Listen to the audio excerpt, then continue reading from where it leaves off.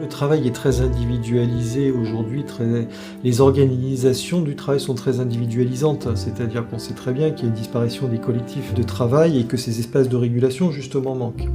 Donc le gros enjeu, c'est ça, c'est de revenir à qu'est-ce qui fait sens dans le travail, qu'est-ce qui fait sens pour un manager, comment un manager peut travaille au plus près de ses équipes et du terrain, et il ne soit plus accaparé par des tâches de plus en plus administratives derrière son ordinateur, avec la porte de son bureau fermée, et finalement déconnecté de plus en plus de la réalité du travail, des problématiques qui se passent. Plus les distorsions qu'il peut y avoir aussi dans les remontées d'informations quand il y a beaucoup de strates décisionnelles entre les problématiques concrètes qui sont filtrées, déformées et qui sont remontées en fonction des strates de façon très différente au bout de ce qu'elles sont au départ en termes de demande et de besoins. Comme on n'a pas un pilotage fin de l'entreprise au sens reporting, planning, etc. Dans une petite entreprise, c'est compliqué à faire.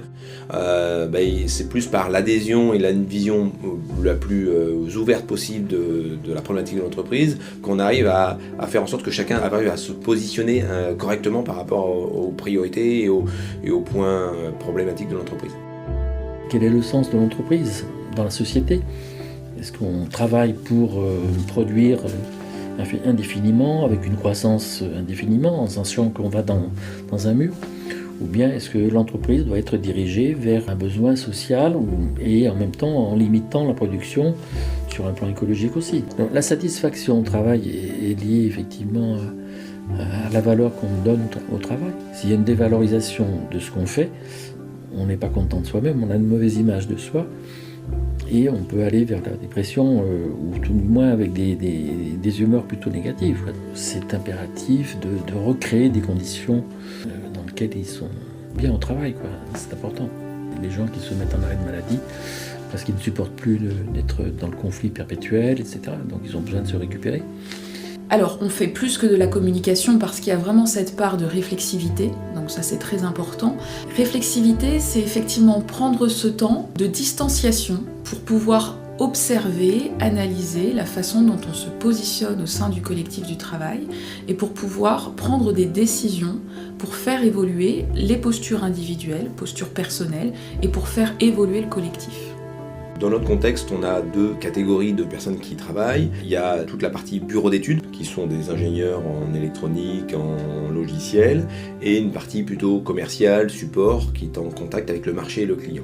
La problématique est de bien les faire s'entendre et d'avoir un même niveau de compréhension des sujets à servir, des directions communes et des points d'entente sur lequel il y a des accords connus et pas des non-dits, parce que la notion de non-dit est souvent un problème.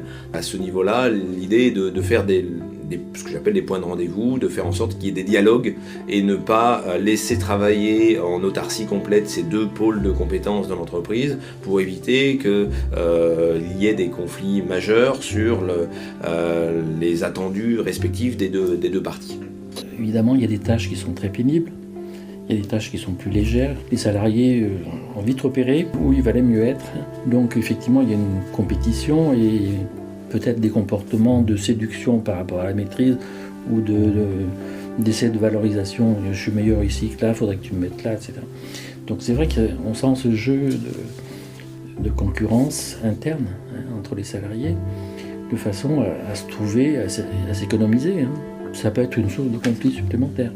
On peut considérer que le conflit au travail naît lorsqu'il n'y a plus d'espace de confrontation. Confrontation au sens positif du terme, c'est-à-dire la possibilité pour une équipe, pour des pairs, PAIRS, pour des managers et leurs collaborateurs, de pouvoir échanger sur le travail et d'avoir ces espaces en fait d'échange, de coopération, de confrontation, encore une fois, positive. Ces espaces de dialogue et la qualité du dialogue est fondée sur la reconnaissance de l'autre. Et du coup, dans ces espaces de dialogue ou en formation, il y a toujours un temps qui est pris pour essayer de discuter sur ce que c'est que l'altérité.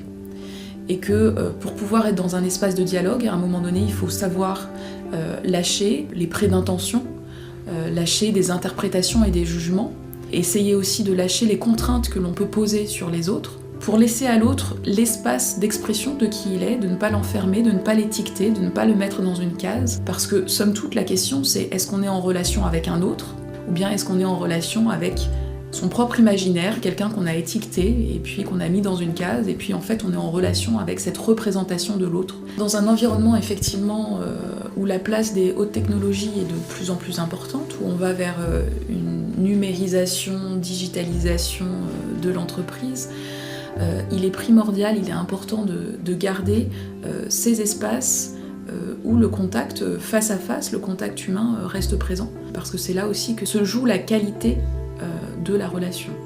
Concernant la problématique de mise en place de numérisation et de digitalisation des processus dans le monde industriel, nous avons eu plusieurs fois des décideurs qui avaient mis en place des premières phases de pilote pour essayer le gain de processus lié à cette nouvelle organisation, qui recevait un écho complètement négatif parce qu'il n'y avait pas eu d'adhésion de la part des utilisateurs de ces nouvelles technologies ou de cette nouvelle organisation. Quelqu'un qui va être en amont impliqué sur une méthodologie d'implémentation d'une nouvelle organisation sera de fait beaucoup plus réceptif à l'accueil, à la mise en place et moins craintif de subir quelque chose. Le dialogue en amont, implication, information pour qu'au bout du compte, il y ait une pleine adhésion au projet. Par rapport à la question sur les évolutions en termes d'organisation, il y a le temps de l'évolution technologique, c'est-à-dire le numérique, etc., est beaucoup plus court en termes de mise en œuvre par rapport à des cultures d'entreprise ou de management qui vont nécessiter un temps beaucoup plus long dans leur appropriation. Et donc ça peut percuter des collectifs et ça peut venir mettre en difficulté des collectifs ou des managers lors de la mise en place de nouvelles organisations. Le processus de médiation est un processus de prise de décision. Le médiateur professionnel intervient en mettant en place un processus de médiation professionnelle, donc qui est un processus structuré qui combine à la fois des entretiens individuels à une réunion de médiation. L'objectif des entretiens individuels est double. D'une part, il s'agit d'accompagner la personne dans la clarification de la situation et de la façon dont elle envisage la situation et de pouvoir distinguer qu'est-ce qui est de l'ordre de ses émotions et qu'est-ce qui est de l'ordre des problèmes de fond, des situations factuelles. Le deuxième objectif, c'est de préparer les personnes à la réunion de médiation en les faisant réfléchir sur ce qu'on appelle des principes de qualité relationnelle, en tout cas des engagements qu'elles vont pouvoir prendre pour faire en sorte que le dialogue qui va avoir lieu au cours de la réunion de médiation soit un dialogue de qualité. Donc c'est une réflexion qui amène à un engagement de la part des personnes.